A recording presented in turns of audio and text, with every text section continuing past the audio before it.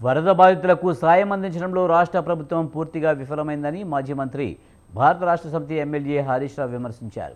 సికింద్రాబాద్ పరిధి రామ్గోపాల్పేటలోని వరద ముంపు ప్రాంతాల్లో ఆయన పర్యటించి మాట్లాడారు. వర్షాలతో ప్రజలు గల్లంతైన పరిస్థితి ఏర్పడడానికి ప్రభుత్వ వైఫల్యమే కారణమని ఆరోపించారు. సీఎం వైఖరి ఆయన హోదాను తగ్గించే విధంగా ఉందన్నారు. బాధితులకు ఆర్థిక సాయం, నిత్యావసర సరుకులు పంపిణీ చేయాలని డిమాండ్ చేశారు.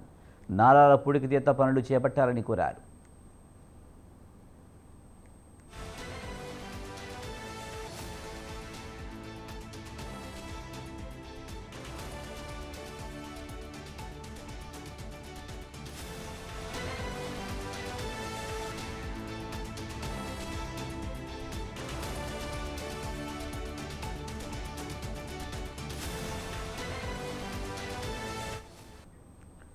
కాంగ్రెస్ పార్టీలో చేరిన ఎమ్మెల్యేల అంశంపై హరీష్ రావు స్పందించారు.